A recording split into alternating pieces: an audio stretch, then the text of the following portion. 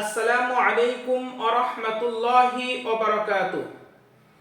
প্রিয় দর্শকবৃন্দ, মৃত্যুর পর যে গুনাহ এবং সওয়াব জারি থাকে সে সম্পর্কে এখন আমরা আলোচনা করব। মানুষের দুনিয়ার জীবন ক্ষণস্থায়ী, কিন্তু কিছু কাজের প্রভাব মৃত্যুর পরও অব্যাহত থাকে। মৃত্যুর পর পাপের জন্য গুনাহ এবং নেক কাজের জন্য সওয়াব লেখা হয়। প্রিয় দর্শকবৃন্দ, এখন আমরা আলোচনা করব মৃত্যুর পরও যে গুনাহ লেখা থাকে সে সম্পর্কে। শিরক অর্থ আল্লাহর সঙ্গে কাউকে অংশীদার ধরা। জীবিত অবস্থায় যদি কেউ শিরক করে এবং মৃত্যুর আগে তা থেকে তওবা না করে, তা কখনো ক্ষমা হবে না। পবিত্র কোরআনে সূরাতুন নিসার 48 নং আয়াতে মহান আল্লাহ পাক রব্বুল আলামিন ইরশাদ করছেন, ইন্নাল্লাহা লা ইয়াগফিরু আন ইউশরাকা বিহি ওয়া ইয়াগফিরু মা দুনা যালিকা লিমান ইয়াশা। অর্থ, নিশ্চয় আল্লাহ শিরকের গুনাহ ক্ষমা করবেন না, কিন্তু অন্য পাপ যাকে ইচ্ছা তিনি তাকে ক্ষমা করবেন। মন্দ প্রভাব বা অন্যায় প্রবর্তন। কেউ যদি মন্দ নীতি বা প্রতিষ্ঠান স্থাপন করে যা মানুষের আমল ক্ষতিগ্রস্ত করে বা মানুষকে মন্দ পথে পরিচালিত করে, তার মৃত্যুর পরেও গুনাহ লেখা হয়। সহিহ মুসলিমের 1017 নম্বর হাদিসে রাসূলুল্লাহ সাল্লাল্লাহু আলাইহি ওয়াসাল্লাম ইরশাদ করছেন, যে ব্যক্তি কোনো কুপ্রথা প্রবর্তন করে সে তার গুনাহ ভোগ করবে এবং যত মানুষ এটি পালন করবে তাদের গুনাহ তার আমলনামায় লেখা হবে। প্রিয় দর্শক, এজন্য আমাদের দ্বারা এমন কোনো গুনাহের কাজ তৈরি করা উচিত নয় যে কাজগুলা আমাদের মৃত্যুর পরেও জারি থাকবে, অর্থাৎ মানুষ ওই গুনাহের মধ্যে লিপ্ত থাকবে এবং সেই কারণে আপনার আমার আমলনামাতেও গুনাহ লেখা হতে থাকবে।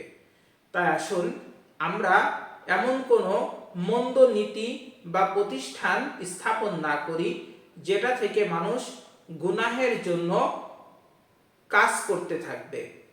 অন্যায়ভাবে হত্যা করা। কোনো ব্যক্তি অন্যায়ভাবে যদি কাউকে হত্যা করে তাহলে তার পাপের একটি অংশ সেই হত্যাকারীর উপরেও লেখা হবে। অর্থাৎ যে ব্যক্তি কোনো ব্যক্তিকে হত্যা করবে, যিনি নিহত হলেন, তার পাপের একটি অংশ হত্যাকারীর আমলনামাতে চলে আসবে। সহিহ বুখারী 3335 নং হাদিস। পাপের বোঝা অন্যের উপর ছড়ানো। পবিত্র কোরআনে উল্লেখ আছে যে বা যারা অন্যদের গুমরাহ করে, পথভ্রষ্ট করে, তাদেরও পাপের অংশ সেই ব্যক্তির উপর বর্তায়। পবিত্র কোরআনের সূরা আন-নাহলের 25 নং আয়াতে মহান আল্লাহ তাআলা বলছেন, লিয়াহমিলু আওযারহুম কামিলাতান ইয়াউমাল কিয়ামাহ ওয়া মিন আওযারিল্লাযীনা ইউদিল্লুনাহুম বিগাইরি ইলম আলা সাআ মা ইয়াসিরুন। অর্থ, কিয়ামতের দিন তারা বহন করবে নিজেদের পাপের বোঝা পূর্ণ মাত্রায় এবং যাদের তারা গোমরাহ করেছে বা পথভ্রষ্ট করেছে তাদের অংশও বহন করবে। অর্থাৎ আপনার দ্বারা যদি কোনো ব্যক্তি পথভ্রষ্ট হয় তাহলে তার পাপের বোঝাও আপনার আমলনামাতে আসবে। প্রিয় দর্শক, এখন আমরা আলোচনা করব মৃত্যুর পরেও যে সওয়াব জারি থাকে। সাদকায়ে জারিয়া বা চলমান দান। মৃত্যুর পরও চলমান দানের সওয়াব লেখা হয়। উদাহরণ, মসজিদ নির্মাণ, কূপ খনন, স্কুল, কলেজ, মাদ্রাসা বা শিক্ষা প্রতিষ্ঠান স্থাপন, হাসপাতালের জন্য দান বা কোনো মানুষের কল্যাণে কোনো কাজ করা। উপকারী জ্ঞান। কেউ যদি মানুষকে দ্বীনি শিক্ষা দেয় বা কোনো উপকারী জ্ঞান শিক্ষা দেয় বা কোনো উপকারী বই লিখে, যতদিন মানুষ তা থেকে উপকৃত হয় তার জন্য সওয়াব লেখা হয়। সুসন্তান ও তাদের দোয়া। সুসন্তান যে তাদের জন্য দোয়া করে, মৃত্যুর পরও সওয়াব লেখা হয়। অর্থাৎ আপনি পৃথিবীতে যে সন্তান রেখে যাচ্ছেন, সে যদি সুসন্তান হয়, আপনার জন্য যদি দোয়া করে, সেই সওয়াব আল্লাহ তাআলা আপনার আমলনামাতে দান করবেন। সহিহ মুসলিম 4310 নং হাদিস।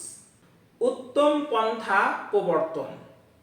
কেউ সমাজে ভালো পদ্ধতি বা উত্তম প্রথা প্রবর্তন করলে যতক্ষণ মানুষ তা অনুসরণ করে, তার জন্য সওয়াব লেখা হয়।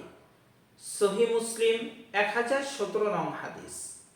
পরিশেষে আমরা বলতে পারি, মৃত্যুর পরেও কিছু কাজের প্রভাব থাকে। মন্দ কাজের জন্য গুনাহ, নেক কাজের জন্য সওয়াব।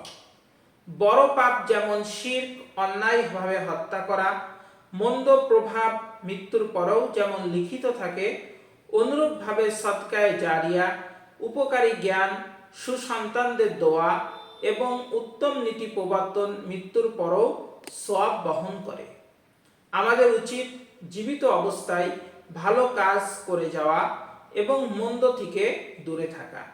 মহান আল্লাহ তাআলা আমাদেরকে এমনভাবে দুনিয়াতে চলার তৌফিক দান করুন, যেন আমাদের দ্বারা ভালো কাজই ঘটে, ভালো কাজের সাথে আমরা যেন নিজেদেরকে ওতপ্রোতভাবে জড়িত রাখতে পারি। আল্লাহ তাআলা সেই তৌফিক আমাদেরকে সহজভাবে দান করুন। আপনাদের দীর্ঘায়ু ও মঙ্গল কামনা করে আজকের আলোচনা এখানেই শেষ করছি। আল্লাহ হাফেজ। আসসালামু আলাইকুম ওয়া রাহমাতুল্লাহি ওয়া বারাকাতুহু।